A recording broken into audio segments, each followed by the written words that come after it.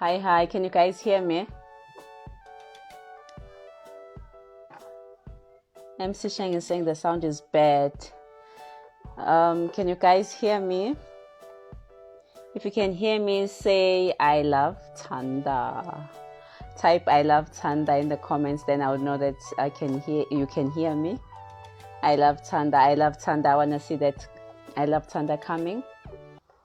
Hello guys, welcome back to my channel. My name is thandaxaba. I am a homeschooling mama with 5 kids, and on today's live stream, I'm joined by Judy. We'll be talking about homeschool schedule. So I hope you enjoy the live. Hi guys, hi guys in the live. Please type I love Thanda if you can hear me. I love Thanda. I'm waiting for I love Thanda. Okay, so Green Kalundal Homestead is waving. Fun Mama SA, that's Judy, she's waving. MC Shenge is waving. Tendo Miss is waving. Pearl is waving. Hi Mommy. I love Thanda. Judy, thank you. So Judy can hear me. Can you guys hear me? I love Thanda. Yeah, there we go. MC Sheng and Bali is saying I love Thanda. Hi guys. Welcome to today's live stream.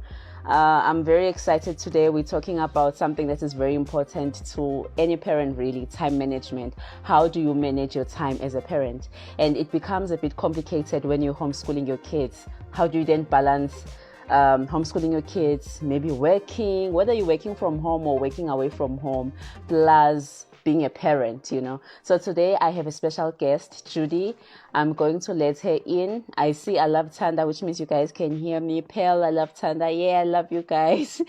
Tendo Miss, I love Thanda. Okay, so I'm going to invite our guest now, and then we can begin. Hi, Judy. Hi, Thanda. How are you? I'm good, thanks. How are you? I'm good. Thank you so much for joining my live. I'm so excited. Thank you for having me. Yeah, I'm very excited. My week. Yeah, I'm excited. A lot of people are excited about this topic. I think it's like one of those things as parents, it's like an everyday kind of thing. We're trying to balance things out, and it becomes very tricky as a homeschooling parent. How do you plan your homeschool, and how do you managing time, especially if you have multiple kids? Yes. And guys, I just want to introduce Judy. Judy is an amazing mom with 5 amazing kids. No, not 5. I'm the one with 5 kids. 7. 7 years. 7 amazing kids. She has a 30-year-old, a 27-year-old, 26-year-old, 23-year-old, 21-year-old, a 19-year-old, and a 5-year-old. Like, isn't that amazing? I think that's very amazing, Judy. And she got her kids from her previous marriage, and then her 6 kids from her previous marriage, and the youngest, Hamish, is the one from her current marriage. She is homeschooling him. She is in grade. Hi, can you see me? Yes, now we can see you, but we keep on losing you. Yeah, sorry. I think I had some people on our internet. I've just asked everyone to get off. Thank you. Oh, this will be for 1 hour. Will be done. So I was just introducing you that you're amazing, and at some point in your life you had to go back to work while you're homeschooling your kids. You had to work full time, and she also running a business. She was running a cottage school in Eastern Cape for 3 years, and like, you're just one amazing mama, and I believe we will learn a lot from you, and I'm very excited to get started. Are you excited? I'm totally excited. So if I look nervous, it's probably because I am. I know. Sorry, my tripod. Don't worry. Yeah, people here are very welcoming. Let's jump straight to it. I've already introduced the topic. We're talking about schedules and how do you plan around that. So Judy, like, what is a homeschool schedule in your understanding? Oh, I forgot to say this disclaimer, guys. Like, for me, a homeschool schedule needs to be a way that you can introduce your homeschool, the education that you want to put across, and blend it with your lifestyle. So those who know me always know that I say homeschooling is a lifestyle. So we have various things throughout our day that need to happen. And I believe that schedule needs to be holistically introduced to be beneficial to everybody in the home. Wow. Oh, I like that approach. So when we say homeschool schedule, we mustn't just think academics, math, science, English, that's it. No, because there's so much more to homeschooling. Often Hamish is learning numbers and money. For example, when we go shopping on a Saturday morning, the best place to introduce him to the concept of spending money and understanding how to read money is actually physically in the shop. So sometimes we look at the word schedule and it really, it almost defines us and puts us in a box. So I think a homeschool schedule needs to be more of a routine or a bunch of habits that you develop that works for your family. Wow. I think that's amazing. That definition of homeschool schedule is just blowing my mind away. And I think if we were to understand it the way you're saying it, then a lot of things will be much easier in our lives. And why do you think it's important to have a rhythm for a day? Why is that important? Okay, there's so many reasons. When our children leave home, for example, they're going to go into a working world. They're going to become constructive members of society. Yeah, the internet is. Sorry, guys, my internet is all over the place today. So as I was saying, our children go out into the world. So one of the things that we need to do is we need to prepare for that world. But a routine does so much more than that. A routine helps our children to learn time. It helps to set their body balance for the day. And it gives them that sense of peace. So, for example, we wake up, we know what's going to happen now, and it's easier for our children to then transition into the next part of the day. And it just makes everything so much calmer. No, I like that. I think I like the way you're defining everything. And we were starting this right note so that we just shift our focus to math, because when you say homeschool schedule, someone might think it's just... What I was saying, Thanda, is that routines make homeschool seem like school. And in honesty, homeschool it's education at home, but it is really more of a lifestyle. So for us to sit, and it is important as your children get older that they do follow some sort of routine, but it doesn't have to be as strict as a school schedule, if you want to put it that way. Yeah. Oh, I love that. And now, I mentioned that you were working full-time, running a business, doing this and that, and yet you have 7 kids. At that time, I believe you had 6. But still, that's a lot of kids. How do you manage time now as a mom? Sorry, I lost you there. How do I balance my time? Yes, with all the roles that you have, you are the mother, you are working, and you must take care of your kids, you must teach them, you're homeschooling. So how do you balance? How do you keep that balance in your time? Okay, so personally, I wake up very early and I go to bed very late. But also, especially with the older kids, because I homeschooled a group of them together. So we would prioritize our times. So we break our day up into little blocks of what needs to be done, prioritize the important things, put those first.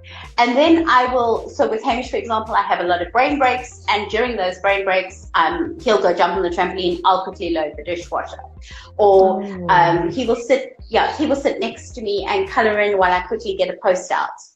So he works alongside me all the time. With the older kids, we delegated housework. Everybody had a chore because mom needed to do so much, and it was important that they learn the life skills. My children one day need to make their own beds and cook their own food, and it was important that they also become part of the family and understand the work that goes behind that.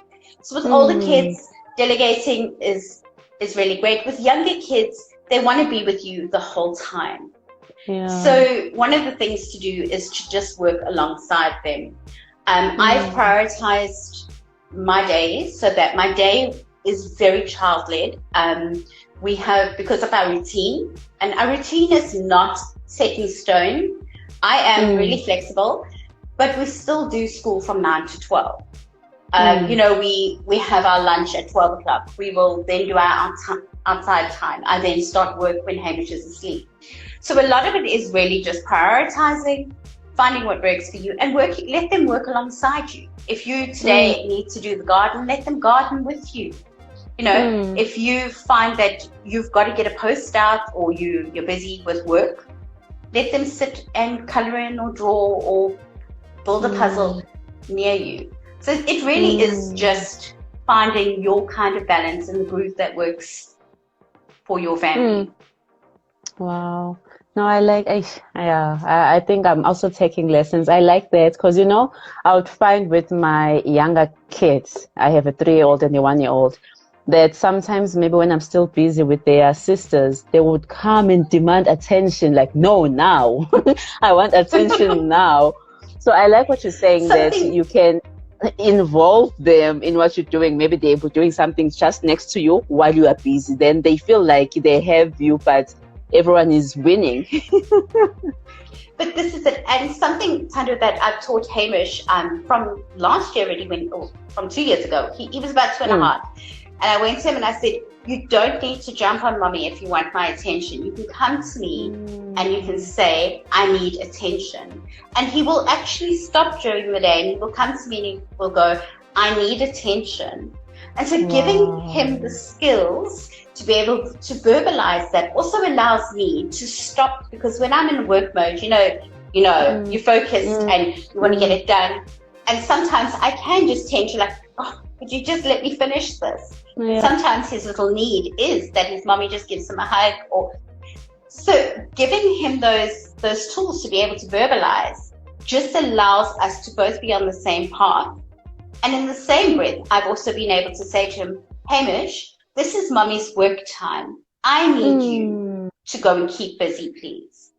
And in those times, he knows he needs to go and play without me. So I think that it's also important to keep that communication open with your kids, to be able to work as a team. And you said at the age of 2.5, you were having these discussions.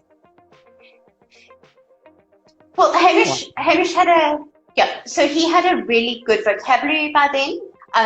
I would say that if their vocabulary isn't one where they're able to express those needs yet, or if you're still starting, I would only introduce it around about 3.5. But your child is able to conceptualize the fact that they attention, they're also able to verbalize it. That's hi there. No, sorry. Yeah, it's the network connection. After I lost you, I couldn't do anything on my screen either, so I had to restart everything. Sorry, guys, about that. Can you hear me, Judy? I can hear you. Yes. Yes. Okay, I think we can continue. Hi guys, if you can hear us, just type we enjoying the live. We enjoying the live. I want to see we enjoying the live in the comment section. Then I'll know that you guys can hear us. But I'm so sorry, our network is everywhere today. Yeah, I know. Even last week I struggled, when you're about to do these things, and just that it's okay. So guys, I'm just waiting for someone to say I'm enjoying the live, and then we'll know that you guys can hear us that side. I'm enjoying the live, okay? Today we're talking about homeschool schedule, and we've already introduced our guests today. We even spoke a bit about homeschool schedule. Okay, see, we're enjoying the live from Togo. Hi, so you guys can hear us. Okay. So I've already introduced Judy for those who just joined us. Judy is a homeschooling mama. She has 7 amazing kids, and she's just amazing, guys. She's just amazing, and she has already shared some wisdom on the previous questions and the discussion you just had. So Judy, I think I'm gonna now move on to how do you homeschool children in multiple grades? So you mentioned you were homeschooling your kids, well, the other one was 3 and the other one was 1. That's when you started. And how do you do it? I think for me, the hardest part was always the youngest ones, because the youngest ones really want all your attention and the older ones actually need it. Yeah. So what I did was I designed a very basic but flexible, because everything about me is basic but flexible, very basic, flexible schedule routine for the day. So when it came to learning, we would do like our Bible study. Now everybody's doing numbers or maths. So I would be able to then sit down the little ones with their number activity, explain to them what was going on. And my older children usually worked on their own. And if somebody needed my assistance or my help, because their work was always preset, so they could then open their file and they knew what work they needed to be done. But if I needed to teach a lesson that day or they needed assistance, the little ones were busy on the side. So they had their activity to do. So they could be building Play-Doh, they could be doing a puzzle, they could be coloring a picture. And if it was something I really, really needed to do, like an incredibly difficult lesson, I would put an educational story on for the little ones for the 30 minutes or so that I needed to get through that lesson. And it sounds counterproductive, but it really isn't, because it's 30 minutes. The shows are usually educational. It would be a Barney singing about colors. You're still getting what you need to get. My attention needs to be here. So everything about homeschool is really focusing on the child that needs you the most at that point, allowing all of the other kids to be constructive and busy, and then to shift your attention so that your older kids are primarily working independently with your input, so that you are available to give the younger kids attention. Two of the things I love, and I actually did this within my classrooms, because I used to teach preschool as well. So to do this within my classroom was, my children would walk into the class ready with a quiet activity to start. So on their desk would be a puzzle or a Play-Doh or an educational toy or something, and their focus immediately went to the activity, which gave me the time to oversee them, but still get the rest of the kids organized or to get my classroom ready. So it really is just about being organized within yourself and knowing that I've got 2 sets or 3 sets of kids I need to supervise. Let's break them down into the groups. Great, we need to get the little ones busy. This is how they're going to start their day. We are going to do, things with the older kids now. Also, if we did science lessons, even if it was a little older than the kids, all the kids would join our science lessons, so it's in allowing the younger ones to incorporate within the bigger lessons. They may not take all of it in, but it does keep them occupied for that time that you need them to be quiet or listen or attentive.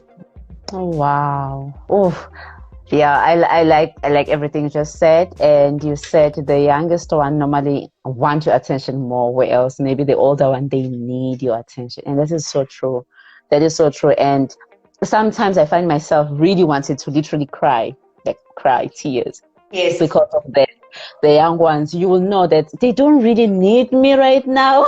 They just want to be with me, and you're trying to be there for the older ones. But I like what you're saying. I also like the point you're saying that we need to be organized ourselves. So when they get in there, there's already something to do, because if there's nothing, then they'll start talking, they will lose focus, and then they're focusing on other things. But whereas when they get there and they're focusing on one thing, whatever they do, I'm going to implement that tomorrow. I love it. But these are the 2 things we do. We start our morning with an activity already at the table. So Hamish's brain is already focused on the fact that he has something to do. And he usually rushes straight to the activity.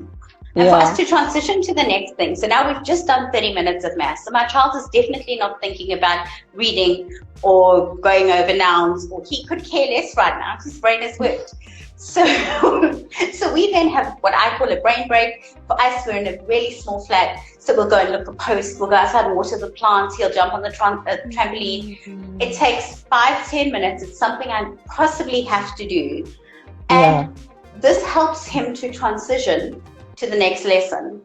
Wow. So he's jumped all those, he's had to be quiet and attentive and focus, and now he's able to get up and run and do his thing.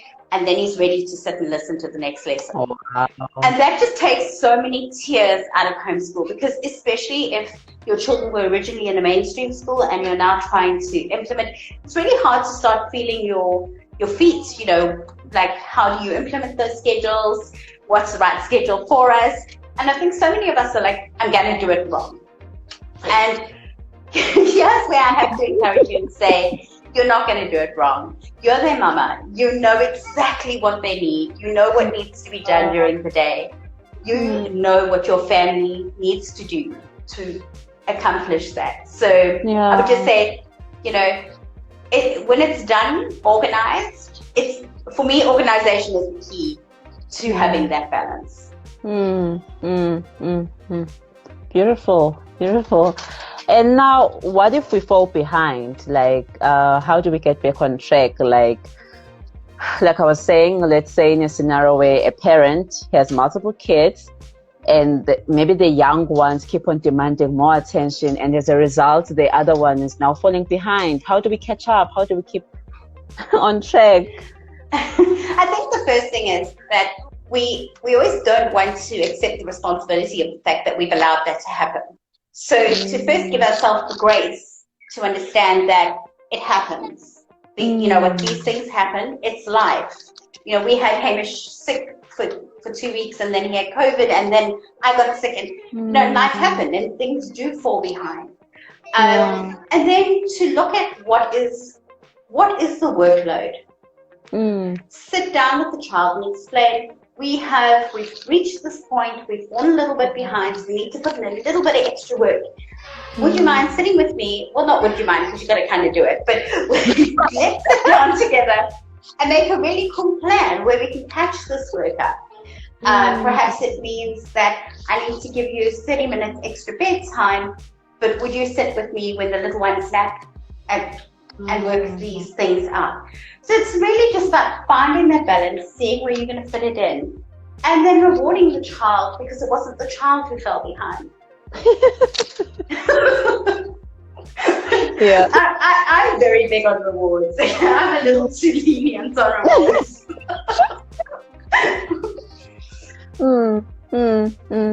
Yeah, man, I'm loving this, Judy. And I think guys, can you relate to what she's saying? People are waving. Hi guys, we see you all who are joining. Thank you so much for joining us. We are talking about managing your time as a parent, but specifically homeschooling families. So we're talking about homeschool schedules. So I see everyone waving. I'm just trying to see if there are any questions or comments. I'm enjoying the live. Oh, okay, I'm enjoying the live. Yeah, we see you guys. Who said that? I don't know, my comments keep on running away. Yeah, I'm not seeing too many. Yeah, okay. Oh, there's one from Zulunomics.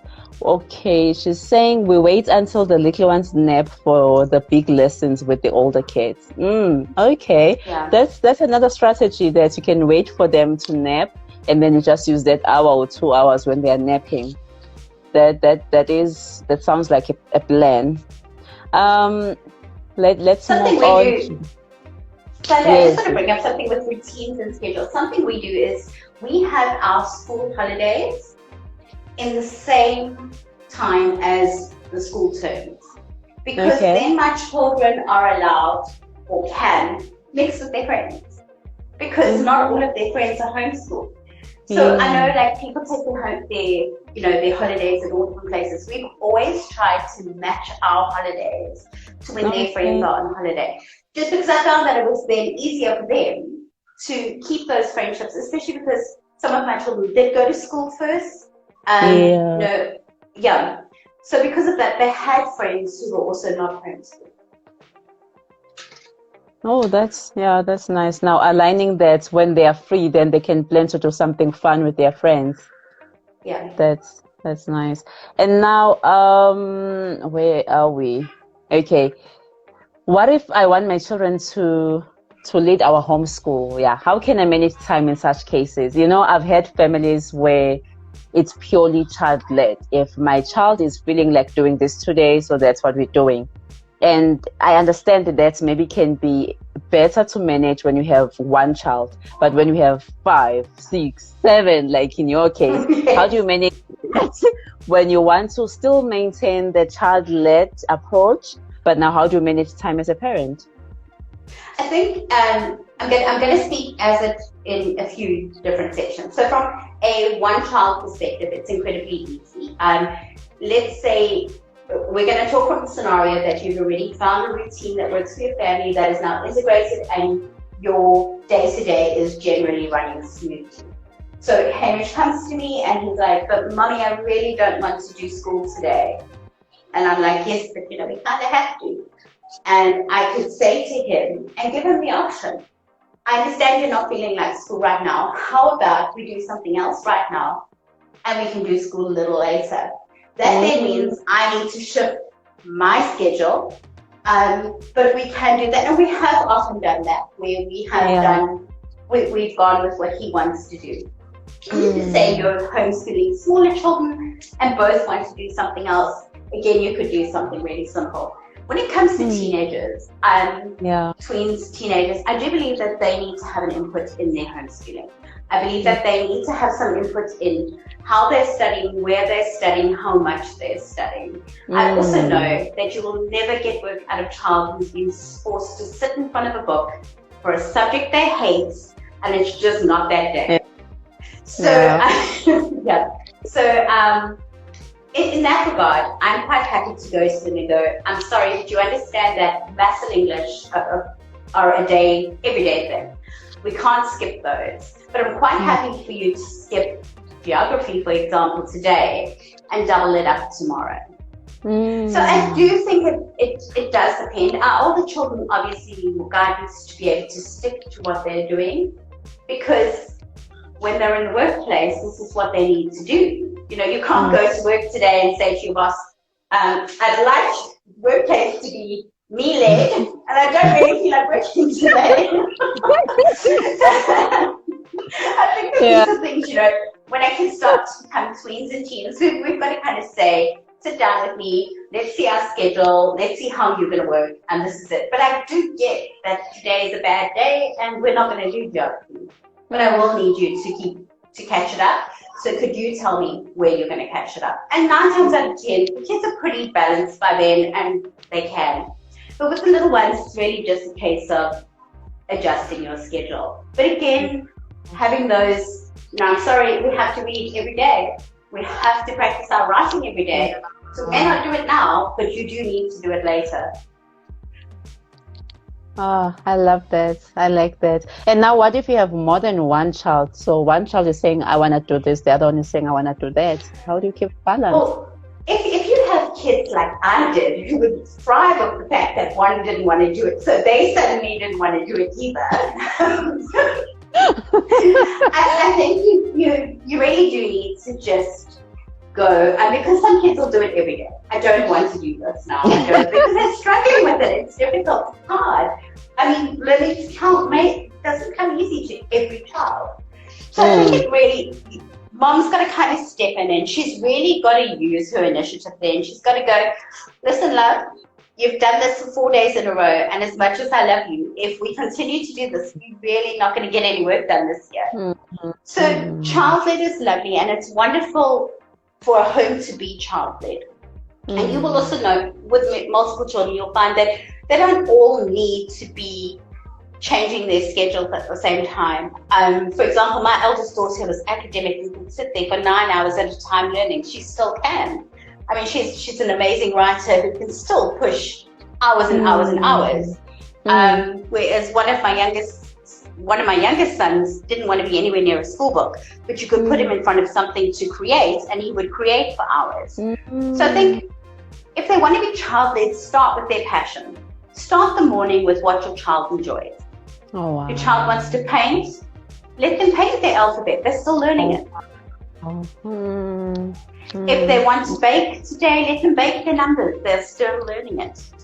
If they want to read, and just become creative in how you teach them.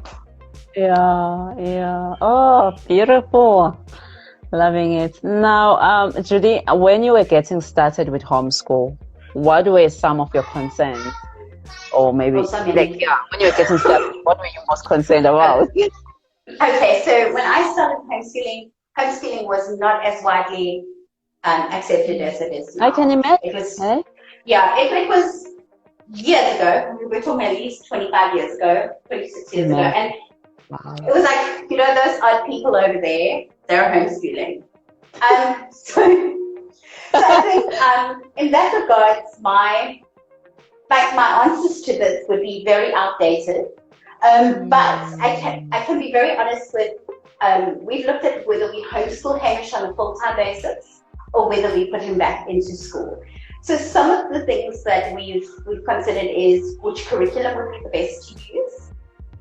And again, that really is about your budget, it's about your family's lifestyles and values, and about what's really going to work for your child, because not every curriculum is designed for every child. The cost, can we live on one income? That's a really big one, because often the mom sacrifices a lot of her income in order to homeschool. Is it beneficial to him? So is him, like, I know that in my heart it is beneficial to him, but is it really what he needs? Is his personality one that is able to homeschool with me, or does he desperately need his peers all around him? And if he does need his peers, and I do want to continue homeschooling because it's something our family feels really, really strongly about, how will I then implement my concern to allow it so that he has more friends around him? And I think for me, those were the biggest concerns. There's also, going forward with me working, will I have the time to put into homeschooling him? That was a really, really big one for me. So it was very important for me to be able to say, this is a huge commitment. This is not just like us going, I think we'll cut his hair differently this week. Do I have the commitment and the time to put into this? Because as you get more into your homeschool journey, it starts to become a lot less about what's in the books and more about how you're going to teach your child. So I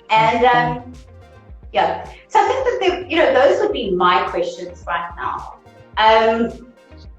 But I know that it's such a personal journey for every family. And this is what we quickly got homeschool, but it is a personal journey.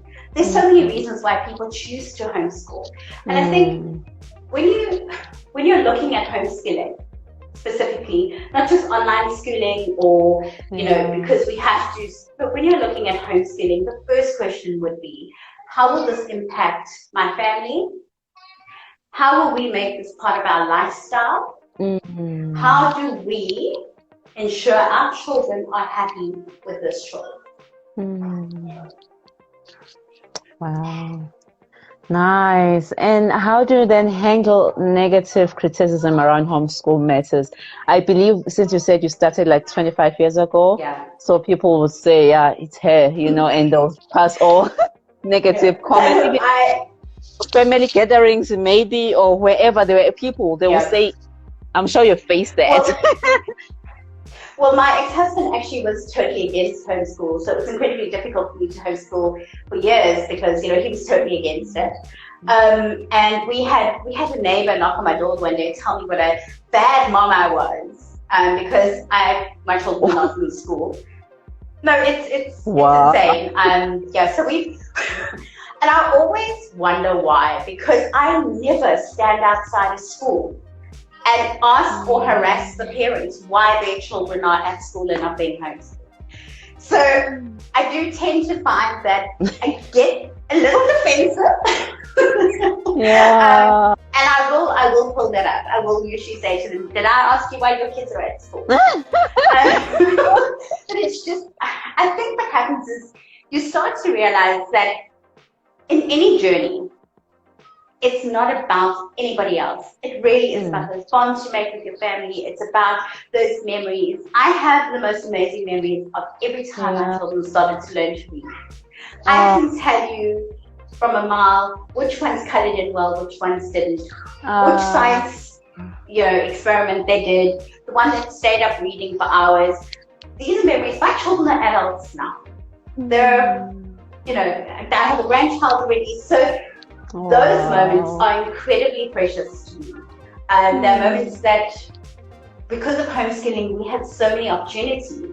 So we could travel, without the disruption of our children, you know, having to now go into a new school each time and try and make friends.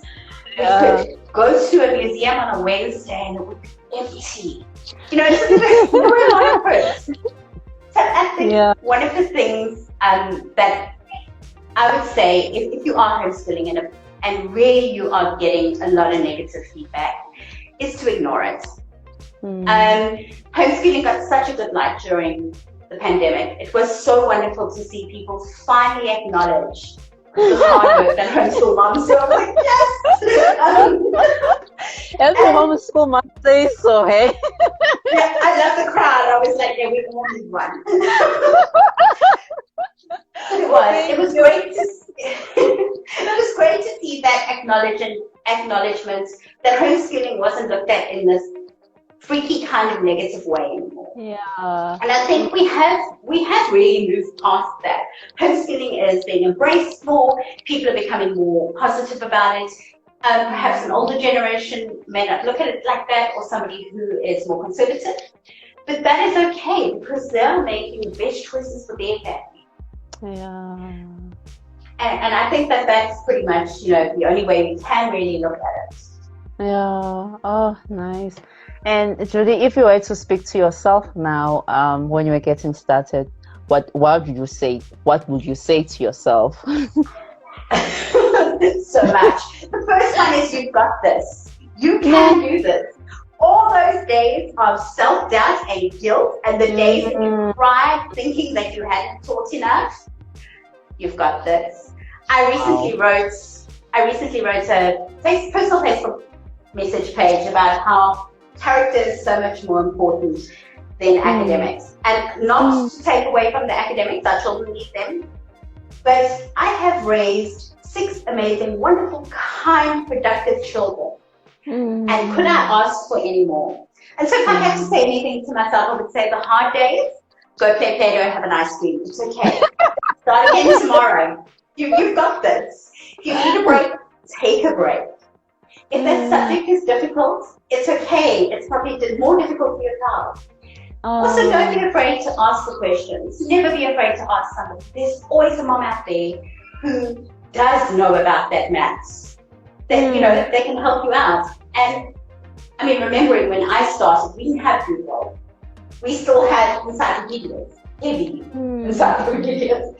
You know, nowadays, everything is online. There is a video for everything. Yeah. You know. So you don't have to buy an encyclopedia. Encyclopedia is on your phone. We started with 1 set second-hand encyclopedias, an exercise book each, and a pencil. That was how we started our first day of homeschool.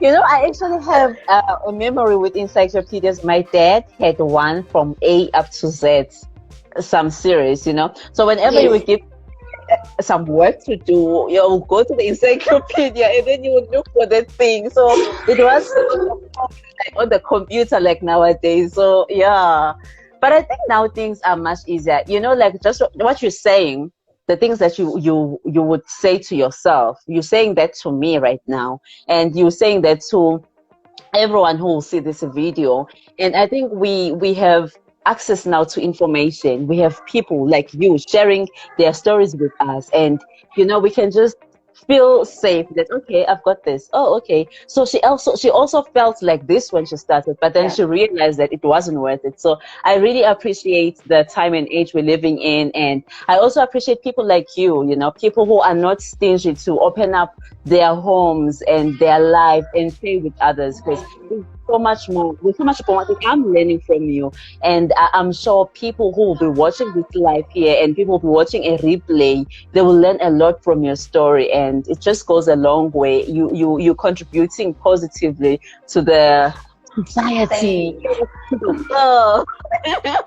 I think, you know, I've always wanted to be the homeschool mom I needed, if that makes sense. You know, when we started, it was lonely. There were, in our little town, in our little space, we probably only knew 2 other homeschool families, and we couldn't always get together. And it really was a very lonely space where we weren't going to make other homeschool friends in a rush. And things have changed so much for that. And I really hope that when people come onto my page or they ask me a question, that I'm able to answer as the homeschool mom I needed when I was at that phase. I'm loving that, Judy. I'm loving that. And, it's one of the reasons why I started this talk show, because I was receiving a lot of emails or DMs from people asking me questions, but I'm like, I'm not an expert myself. And I like sharing what I've learned. Hence, I have my YouTube channel, where I share whatever that I've learned.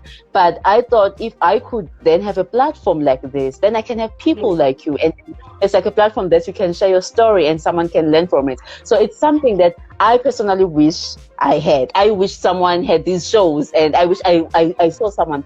Also, I wish I saw people from South Africa doing it, because for me, it was mostly, in fact, not mostly, all the people I knew when we decided to homeschool were either American or from UK or from all big countries, and I didn't know any family in South Africa, so it's very, it's heartwarming to have you on this show and to have you to share, with us your life and your journey. Now, Judy, if you were to speak to your kids now, kids, listen, I'm homeschooling you. What did you say? Go back and speak to your kids when you were getting started with homeschool? I think, the conversation we did have was very much because my youngest was in grade 3, my eldest was in grade 3, and her brother was due to start grade 1, and I had another little one. He was a year younger, and I just had my 4th at that time. And at that time, the entire previous year, I had spent Mondays at her school teaching art. I had spent Tuesdays in the library busy covering books. I had spent a Thursday with parents' evening. And then on Fridays, I volunteered and I helped with her scouts and her Girl Guides. And I said to her, because I approached her teacher first, I was like, I think I'm going to homeschool her. And she was 2 reading years above where she was. And I said to her, we're going to homeschool you and your brother because I feel that this is the best for you. And she was a little hesitant, and I have to say that one of the biggest things we had an issue with at the time was her not spending enough time with her friends. Because obviously she'd been in school before. Her brother didn't know any better, so we just kind of started his grade 1, and he was okay, let's do this. With Hamish, for example, has gone to school. So last year, I was in an incredibly busy phase. We moved towns. I put him into school so he could make friends. And then this year, I said to him, we're going to homeschool you. My biggest reason for homeschooling you right now is because I do not want you to sit at school with a mask on your face for 8 hours. I also think that I can teach you what you need to know this year. You can still cuddle with mommy and you can still play with me, because next year is going to be really hard. And we'll get to the end of this year and we'll decide if we're going to continue homeschooling, if it's something you like, or if we're going to put you back into school. So we're very open with our discussions, and I think that that's such an important part of homeschooling, is being open in the discussions you have with your children. Not that your child should know everything about an adult life, but the things that concern them. They need to know. So, for example, Hamish, today, these are the subjects we're going to cover. This is the work we need to get done. We also need to do this or that. Would you prefer to do it today, or should we do this fun activity tomorrow? And now, if you were to speak to someone now who is at a crossroad, they're not sure whether to homeschool their kids or send them maybe back to school, or if it's their first time, send them to school or homeschool them, what would you say to that parent? I would ask them where they see homeschooling fitting into their lifestyle.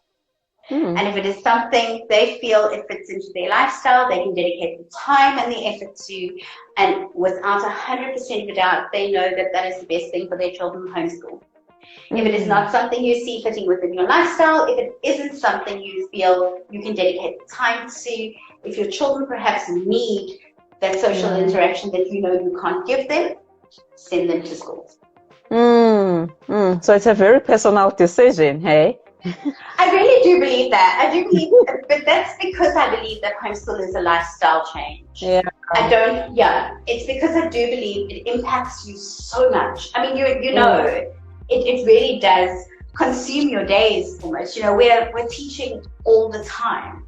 Yeah. So we're busy cutting the pizza, we're doing fractions, you know, we're busy, got to tie shoes, okay, now's the time you learn to tie those knots, you know. So it's continual learning. It really is. We don't actually take that break. Yeah. Unlike at school where you know it's from 7 to 12 and then they off, they go home. And then as parents, you know, I know when my kids were at school, I was like, okay, the teachers got this. I'll do the homework, and like if they get a project, I'll help out. And I was went into withdrawals when my kids went to school because I felt I was useless all of a sudden. Yeah. You know, what am I supposed to do now if I'm not teaching you anything? I know. We tend to say, okay, kids are at school now, so they can have their 8 hours learning. Sure, they got it. You know, and we don't really put that much more effort in, especially as our kids get older. So now you've got a teenager who's perhaps been struggling for 2 or 3 years. And we actually don't know because, well, the homework looked okay and the test results weren't too bad. Yeah, that's powerful. That's powerful, and you're very right. Most parents would say, I'm sending my child to maybe the most expensive school in town, so I'm trusting them to do everything. Where else you still have the parts that you need to play as a parent. So I love that. Judy, it's been amazing. Like, I enjoyed this. Thank you so much for having me.